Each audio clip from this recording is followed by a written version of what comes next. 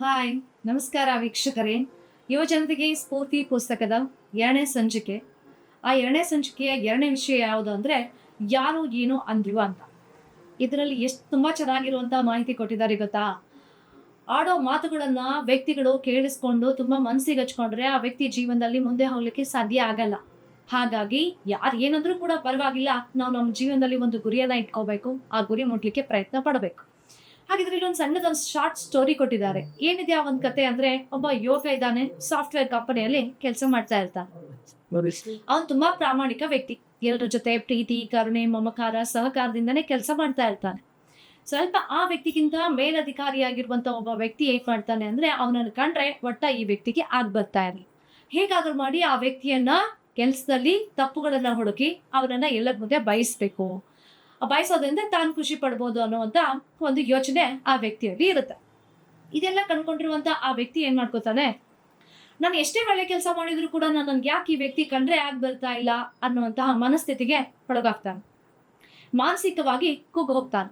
ಹಾಗಿದ್ರೆ ಮಾನಸಿಕವಾಗಿ ಕುಗ್ಗಿ ಹೋಗುವಂತ ಪ್ರತಿಯೊಬ್ಬ ವ್ಯಕ್ತಿಗಳಿಗೂ ಕೂಡ ತಿಳಿಸ್ಕೊಳ್ಳಿಕ್ಕೆ ಇರುವಂತಹ ವಿಷಯ ಅಂದ್ರೆ, ಇದ್ರಲ್ಲಿ ತುಂಬಾ ಚೆನ್ನಾಗಿರುವಂತಹ ಮುಖ್ಯ ಮುಖ್ಯ ಅಂಶಗಳನ್ನ ಕೊಟ್ಟಿದ್ದಾರೆ.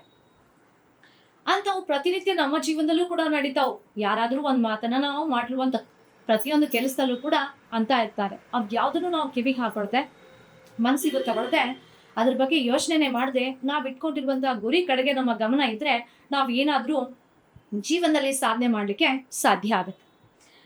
ಹಾಗಿದ್ರೆ ಮಾನಸಿಕವಾಗಿ ಖಿನ್ನತೆಗೆ ಒಳಗಾಗಿರುವಂತಹ ಕೆಲವೊಂದು ವ್ಯಕ್ತಿಗಳಿಗೆ ಇಲ್ಲಿ ತುಂಬಾ ಉತ್ತಮವಾಗಿರುವಂತಹ ಒಳ್ಳೆಯ ಮಾತುಗಳನ್ನ ಕೊಟ್ಟಿದ್ದಾರೆ. ಏನು? ಶ್ರೀರಾಮನಂತಹ ವ್ಯಕ್ತಿಯೇ ರಾವಣನಿಗೆ ಇಷ್ಟ ಆಗ್ಲಿಲ್ಲ. ಇನ್ನು ಶ್ರೀಕೃಷ್ಣ, ಭಗವಾನ್ ಶ್ರೀಕೃಷ್ಣನನ್ನೇ ಕಂಸರು ಕೂಡ ಇಷ್ಟಪಡ್ಲಿಲ್ಲ. ಧರ್ಮರಾಯನಂತಹ ಮಹಾನುಭಾವನನ್ನೇ ದುರ್ಯೋಧನರು ಕೂಡ ಇಷ್ಟಪಡ್ಲಿಲ್ಲ. ನೋಡ್ರಿ, ಅಷ್ಟು ದೊಡ್ಡ ಮಹಾನ್ ಚರಿತ್ರೆಯಲ್ಲಿ ಸೃಷ್ಟಿಯಾಗಿರುವಂತಹ ವ್ಯಕ್ತಿಗಳನ್ನ ಕಂಡ್ರೇ ಒಬ್ರಿಗೆ ಆಗ್ ಬರ್ಲಿಲ್ಲ. ಇನ್ನು ತೃಣಮಾತ್ರದಲ್ಲಿರುವಂತಹ ನಾವು ಮನುಷ್ಯರು ಈ ಜಗತ್ತಿನಲ್ಲಿ ಎಲ್ಲರೂ ಮೆಚ್ಚುವ ಹಾಗೆ ಬದುಕಲು ಸಾಧ್ಯ ಆಗುತ್ತಾ? ಸಾಮಾನ್ಯ ಮನುಷ್ಯರಾದ ನಮ್ಗೆ ಅದು ಸಾಧ್ಯವಾಗದಿರೋ ಮಾತು. ನಾವು ಮಾಡುತ್ತಿರುವುದು ಒಳ್ಳೆಯ ಕೆಲಸವೇ ಆದರೂ ಅದನ್ನು ಈ ಜಗತ್ತಿನಲ್ಲಿ ಎಲ್ಲರೂ ಮೆಚ್ಚಬೇಕಂತ ಎಲ್ಲಾದ್ರೂ ರೂಲ್ಸ್ ಬರ್ದಿಟ್ಟಿದಾರಾ? ಇಲ್ವಲ್ಲ, ಅದನ್ನ ಸಾಧ್ಯನೂ ಇಲ್ಲ. ಸೊ ಹಾಗಿದ್ರೆ ನನ್ನ ಪ್ರೀತಿಯ ಯುವ ಮಿತ್ರರೇ, ಈ ಜಗತ್ತಿನಲ್ಲಿ ಎಲ್ಲರಿಗೂ ಇಷ್ಟ ಆಗ್ಬೇಕಂತ ಎಲ್ಲಾದ್ರೂ ಹೇಳಿದಾರಾ? ಇಲ್ಲ. ಪರಿಚಯವಿಲ್ಲದ ವ್ಯಕ್ತಿಗಳನ್ನ ಕಂಡ್ರೆ ನಾಯಿಗಳು ಕೂಡ ಬೊಗಳ್ತಾವಂದೆ. ಅದೇ ರೀತಿ ನಮ್ಮ ಬಗ್ಗೆ ಪೂರ್ತಿ ತಿಳಿದವರು ಕೂಡ ನಮಗೆ ಏನ್ ಮಾಡ್ತಾರೆ, ಬಾಯಿಗೆ ಬಂದಂತೆ ಅನ್ನೋದು ಸಹಜ. ಆದ್ದರಿಂದ ಈ ಪ್ರಪಂಚದಲ್ಲಿ ಯಾರು ನಮ್ಮ ಬಗ್ಗೆ ಏನಾದ್ರೂ ಮಾತಾಡ್ಕೊಳ್ಳಿ, ಅದಕ್ಕೆ ನಾವು ತಲೆ ಕೆಡಿಸ್ಕೋಬಾರ್ದು. ನಾವೇನು ಅಂತ ನಮ್ಗೆ ಗೊತ್ತಿದೆಯಾ? ನಾವು ಒಳ್ಳೆಯವರಾಗಿದ್ದೀವಾ? ಅಷ್ಟು ಸಾಕು. ಅದನ್ನ ಮುಖ್ಯವಾಗಿ ಒಪ್ಕೋಬೇಕಾದದ್ದು ನಮ್ಮ ಆತ್ಮಸಾಕ್ಷಿ. ಅದು ಒಪ್ಕೊಂಡ್ರೆ ನಾವು ಸರಾಗವಾಗಿ ನಮ್ಮ ಜೀವನವನ್ನ ಏನ್ ಮಾಡ್ಬೋದು, ಮುನ್ನಡೆಸ್ಕೊಂಡು ಹೋಗ್ಬೋದು ಅಲ್ವಾ?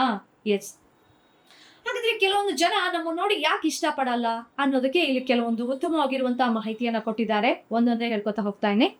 ನಿಮ್ಮ ಮಟ್ಟವನ್ನ ಅವರಿಂದ ತಲುಪಲು ಸಾಧ್ಯವಾಗದಿದ್ದಾಗ ಏನು ಅಂದ್ರೆ, ನಾವು ಯಾವ ಸ್ಟೇಜ್ ಅಲ್ಲಿ ಇದ್ದೀವಿ, ಹೇಗ್ ಬೆಳೀತಾ ಇದ್ದೀವಿ ಅನ್ನೋದು ನೋಡಿ ಆ ವ್ಯಕ್ತಿಗೆ ನಮ್ಮನ್ನ ನೋಡಿದ್ರೆ ಆಗ್ ಬರ್ಲಿಲ್ಲ ಅಂದ್ರೆ, ಅವ್ರು ನಮ್ಮನ್ನ ನೋಡಿದ್ರೆ ಹೊಟ್ಟೆ ಕಿಚ್ಚಿನ ಭಾವನೆಯನ್ನ ಇಟ್ಕೋತಾರೆ. ಹೌದಲ್ವಾ? 1ನೇ ಪಾಯಿಂಟ್. ನೆಕ್ಸ್ಟ್ 2ನೇದು, ನಿಮ್ಮಲ್ಲಿರುವಂತ ಒಳ್ಳೆಯ ಗುಣಗಳು ಅವರಲ್ಲಿ ಇಲ್ಲದಿದ್ದಾಗ. ನಾವ್ ಅನ್ಕೋತಾ ಇರ್ತೀವಿ, ಏನಾದ್ರೂ ಯಾರಾದ್ರೂ ಕಷ್ಟದಲ್ಲಿದ್ರೆ ಅವ್ರಿಗೆ ಹೆಲ್ಪ್ ಮಾಡ್ಬೇಕು ಅನ್ನೋದು, ಅಥವಾ ಬೇರೆಯವ್ರಿಗೆ ಏನಾದ್ರೂ ಒಂದು ಉತ್ತಮ ರೀತಿಯಲ್ಲಿ ನಮ್ಮ ಕೈಲಾದಷ್ಟು ಸಹಾಯವನ್ನ ಮಾಡ್ತಾ ಹೋಗ್ತಾ ಇರ್ತೀವಿ, ಅಥವಾ ನಮ್ಮ ಒಳ್ಳೆತನ ಮುಖ್ಯವಾಗಿ ನಮ್ಮಲ್ಲಿ ಇದ್ದೇ ಇರುತ್ತೆ. ಆದ್ರೆ ಆ ಒಂದು ಗುಣ ಅವರಿಗೆ ಇಷ್ಟವಾಗದಿದ್ದಾಗ ಅವರು ಕೂಡ ನಮ್ಮನ್ನ ಏನ್ ಮಾಡ್ತಾರೆ, ದ್ವೇಷಿಸೋಕೆ ಶುರು ಮಾಡ್ತಾರೆ. ಅಥವಾ ಅದ್ರ ಜೊತೆಗೆ ನಮಗೇನಾದ್ರೂ ಒಂದು ಮಾತನ್ನ ಅಂದು ಚುಚ್ಚಿ ಮಾತನಾಡುವಂತಹ ಕೆಲವೊಂದು ಪ್ರವೃತ್ತಿ ಕೆಲವೊಬ್ಬ ವ್ಯಕ್ತಿಗಳಲ್ಲಿ ಇದ್ದೇ ಇರುತ್ತೆ. ನೆಕ್ಸ್ಟ್ 3ನೇ ಪಾಯಿಂಟ್, ಅವರು ನಿಮ್ಮ ಜೀವನ ಶೈಲಿಯನ್ನ ಕಾಫಿ ಹೊಡೆಯಲು ಪ್ರಯತ್ನ ಮಾಡಿ ಅದು ಅವರಿಂದ ಸಾಧ್ಯವಾಗದಿದ್ದಾಗ. ನಮ್ಮ ಜೀವನ ಶೈಲಿಯನ್ನ ಅವರು ಕೂಡ ನೋಡ್ಲಿಕ್ಕೆ, ಅದನ್ನ ಪ್ರಯತ್ನ ಪಡ್ಲಿಕ್ಕೆ ಹೋಗ್ತಾರೆ, ಬಟ್ ಅದು ಅವರಿಂದ ಆಗಲ್ಲ. ಯಾಕಂದ್ರೆ ಒಬ್ರು ಇದ್ದಂತೆ ಇನ್ನೊಬ್ರು ಇರಲ್ಲ ಈ ಪ್ರಪಂಚದಲ್ಲಿ. ಸೊ ಅವರಂತೆ ನಾವು ಬದುಕ್ಬೇಕು ಅಂತ ಅನ್ಕೋತಾರೆ. ಅದು ಆಗದೆ ಇದ್ದಾಗ ಸ್ವಲ್ಪ ಅವರಲ್ಲಿ ಜಲಸ್ ಭಾವನೆ ಉಂಟಾಗೆ ಆಗುತ್ತೆ. ಇನ್ನು ಅವರ ಮಾತುಗಳನ್ನ ನಾವು ಕೇಳದಿದ್ದಾಗ, ಅದು ಸಹಜ, ಎಲ್ಲರಿಗೂ ಬರುವಂತದ್ದೇ ಸಹಜವಾಗಿ. ನಾವು ಅವ್ರೇನಾದ್ರು ಏನೋ ಒಂದು ವಿಷಯ ಹೇಳಿರ್ತಾರೆ, ನಾವು ಅವ್ರಿಗೆ ಕೇಳಿಲ್ಲ ಅಂದ್ರೆ, ನೋಡು ಇವ್ರನ್ನ ಹೇಳಿದ್ದನ್ನ ಮಾತು ಕೇಳ್ತಾ ಇಲ್ಲ ಅಂತೇಳಿ ನಮ್ಮ ಬಗ್ಗೆ ಏನ್ ಮಾಡ್ತಾರೆ, ಒಂದ್ ಹೆಚ್ಚೋನೋ ಕಡಿಮೆನೋ ನಮ್ ಮುಂದೆ ಅಂತಾರೋ ಅಥವಾ ನಮ್ ಹಿಂದೆ ಅಂತಾರೋ ಒಟ್ಟು ಒಂದ್ ಮಾತನ್ನ ಅಂದು ತೀರಿಸ್ತಾರೆ ಅಲ್ವಾ? ಎಸ್. ಸ್ನೇಹಿತರೆ, ನಿಮ್ಮನ್ನ ನೋಡಿ ಕೆಲವರು ಸಾಮಾನ್ಯವಾಗಿ ಓದ್ಕೊಳ್ಳೋದು ಸಹಜ. ಈಗ್ಲಾದ್ರೂ ಅರ್ಥ ಆಯ್ತಾ ಯಾಕೆ ನಮ್ಮನ್ನ ನೋಡಿ ಜನ ಅರ್ಥ ಮಾಡ್ಕೊಂಡ್ರು ತಿಳ್ಕೊಂಡ್ರು ನಮ್ಮ ಬಗ್ಗೆ ಆಡೋ ಮಾತನ್ನಂಕಾರ ಯಾವತ್ತೂ ಬಿಡಲ್ಲ ಅಲ್ವಾ? ಹಾಗಿದ್ರೆ ಒಂದ್ ಮಾತು ಕೊಟ್ಟಿದ್ದಾರೆ, ಇಲ್ಲಿ ಇನ್ನೊಂದು ಪಾಯಿಂಟ್ ಅನ್ನ ತುಂಬಾ ಚೆನ್ನಾಗಿರೋದನ್ನ ಕೊಟ್ಟಿದ್ದಾರೆ. ಏನು? ಉರಿಯೋರು ಉರಿಯಲಿ, ಕುದಿಯೋರು ಕುದಿಯಲಿ, ನಿಮ್ಮ ಪಾಡಿಗೆ ನೀವಿರಿ. ಉರಿಯುವವರೆಲ್ಲ ಬೂದಿಯಾಗಿ ಹೋಗುತ್ತಾರೆ, ಕುದಿಯುವವರೆಲ್ಲ ಆವಿಯಾಗಿ ಹೋಗುತ್ತಾರೆ. ನೋಡ್ರಿ ಎಷ್ಟು ಚೆನ್ನಾಗಿ ಕೊಟ್ಟಿದ್ದಾರೆ. ನಿಮ್ಮ ಯಶಸ್ಸನ್ನ, ನಿಮ್ಮ ಸಾಧನೆಯನ್ನ ಕಂಡು ಅತಿ ಹೆಚ್ಚು ಹೊಟ್ಟೆ ಕಿಚ್ಚು ಪಡುವವರು ನಿಮ್ಮ ಸಂಬಂಧಿಕರೇ ಆಗಿರುತ್ತಾರೆ. ಹಾಗಿದ್ರೆ ಅವರು ನೀವು ಸಾಧಿಸುವ ಮುನ್ನ ನಿಮ್ಮನ್ನ ಅಸಹ್ಯವಾಗಿ ಕಾಣ್ತಾರೆ. ನೀವೇನಾದ್ರೂ ಒಂದು ಸಾಧನೆ ಮಾಡಿದ್ರಿ ಅಂತ ಅನ್ಕೋರಿ, ಅವಾಗ ನಮ್ಮನ್ನು ತುಂಬಾ ವಿಶೇಷವಾಗಿ ಕಾಣ್ತಾರೆ, ತುಂಬಾ ಗೌರವವನ್ನ ಕೊಡ್ತಾರೆ, ನಮಗೆ ತುಂಬಾ ಉತ್ತಮ ರೀತಿಯಲ್ಲಿಯೇ ಮರ್ಯಾದೆಯನ್ನ ಕೊಟ್ಕೊಂತ ಹೋಗ್ತಾರೆ. ಇಷ್ಟೇ ವ್ಯತ್ಯಾಸ. ಜನ ನಾವ್ ಹೆಂಗಿದೀವೋ ಹಂಗನ್ ಒಪ್ಕೊಳಕ್ ತಯಾರಿರಾಗ, ನಾವೇನು ಅಂತ ಹೇಳಿ ಅವ್ರ ಮುಂದೆ ಸಾಬೀತ್ ಮಾಡಿ ತೋರಿಸಿದಾಗ ಜನ ನಮ್ಮ ಒಂದು ಸಾಧನೆಗೆ ತುಂಬಾ ಅಪ್ರಿಶಿಯೇಟ್ ಮಾಡೇ ಮಾಡ್ತಾರೆ. ಅದು ಖಂಡಿತವಾಗ್ಲೂ 100% ನಿಜಾನೇ ಇದೆ. ಹಾಗಿದ್ರೆ ಈ ಜನ ಅನ್ನೋ ಮಾತಿಗೆಲ್ಲ ನಾವೇನ್ ಮಾಡ್ಬಾರ್ದು, ತಲೆ ಕೆಡ್ಸ್ಕೊಳಕ್ ಹೋಗ್ಬಾರ್ದು. ಅನ್ನೋರಾಡ್ಲಿ, ಆಡೋರ್ ಆಡ್ಕೊಂತಾನೆ ಇರ್ಲಿ, ನೋ ಪ್ರಾಬ್ಲಮ್, ಓಕೆನಾ?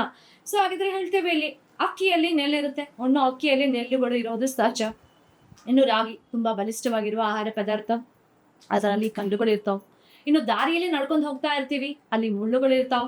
ಹಾಗಿದ್ರೆ ನಿಮ್ಮ ಸ್ನೇಹ ಮತ್ತು ಸಂಬಂಧದಲ್ಲಿ ಸುಳ್ಳನ್ನ ಹೇಳ್ತಾ ಇದ್ರು ಅಂದ್ರೆ ಅದನ್ನ ಕಂಡ ತಕ್ಷಣ ಮುಲಾಜಿಲ್ಲದೆ ನೀವೇನ್ ಮಾಡಿ ಅದರಿಂದ ಹೊರಗೆ ಬಂದ್ಬಿಡಿ.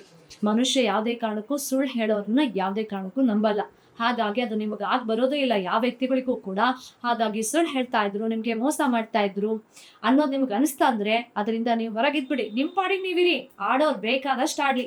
ಯಾರೋ ಏನೋ ಅಂದ್ರು ಅಂತೇಳಿ ನಾವು ತಲೆ ಕೆಡ್ಸ್ಕೊಂಡ್ ಕುಂತ್ಕೊಂಡ್ರೆ ಮುಂದಿನ ನಮ್ಮ ಜೀವನ ತುಂಬಾನೇ ಕಷ್ಟ ಆಗ್ಬಿಡುತ್ತೆ. ಇರೋದೊಂದ್ ಜೀವನ, ತುಂಬಾ ಖುಷಿಯಾಗಿರ್ಬೇಕು ಅಷ್ಟೇ ಅಲ್ವಾ?